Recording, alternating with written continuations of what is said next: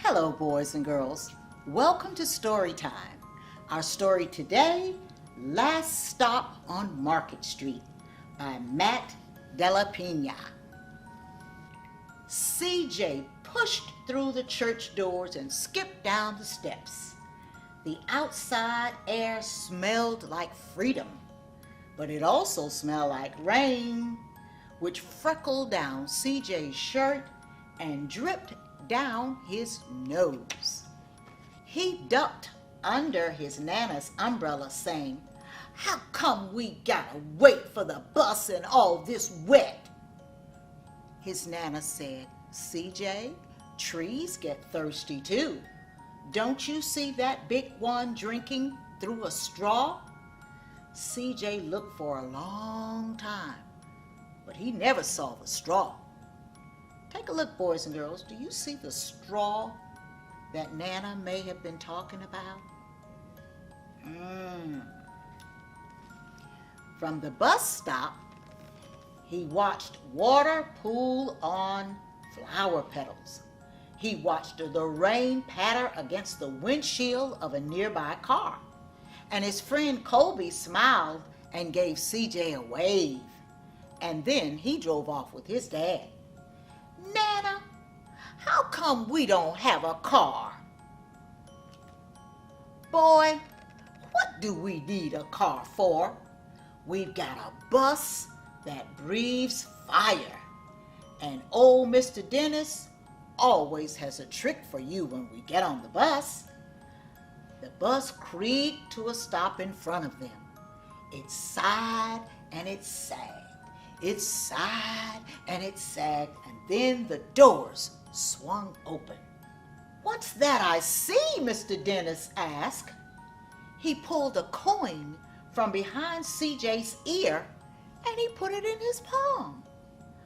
Nana just laughed her deep laugh and she just pushed CJ along. They sat right up front. The man across the way was tuning his guitar. An old woman with curlers had butterflies in a jar. Nana gave everyone a great big smile, and she said, "Good afternoon." And you know what? She made sure CJ did the same thing. So boys and girls, this might be why your parents tell you to speak to others. The bus lurched forward and stopped. Lurched forward, stopped, and it stopped again. Nana hummed as she started knitting. "How come we always gotta go here after church?" CJ said. "Miguel and Colby never have to go nowhere." "Well, I just feel sorry for those boys," said Nana. "They'll never get a chance to meet Bobo or the Sunglass Man. And I hear Trixie got herself a brand new hat." CJ stared out of the window, feeling sorry for himself. He watched cars zip up and down on either side, and then he watched a group of boys hopping on curbs on their bikes. A man climbed aboard with a spotted dog. CJ gave up his seat. "How come that man can't see?" "Boy, what do you know about seeing?" Nana asked him. "Some people watch the world, but they watch it with their ears." "That's a fact, and their noses too," the man said, and he was sniffing the air. "That's a mighty fine perfume you're wearing today, ma'am."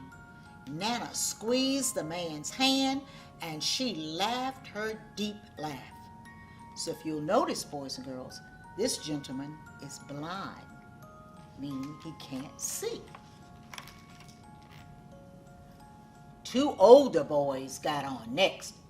CJ watched as they moved on by and stood in the back. "Sure wish I had one of those," he said. Nana sat down her knitting. "What for, CJ?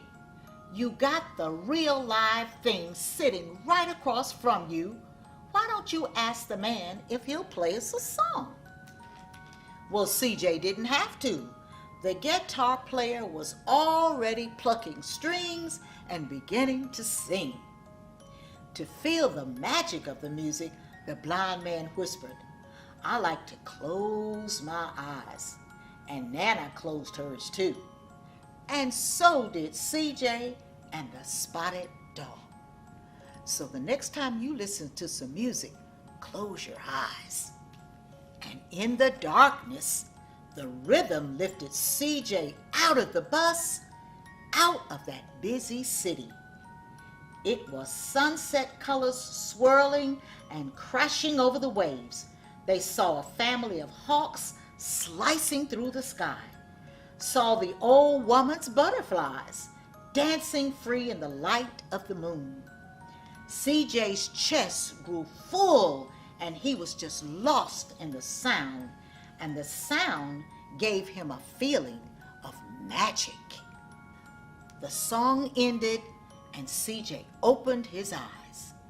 Everyone on the bus clapped, and even those boys in the back.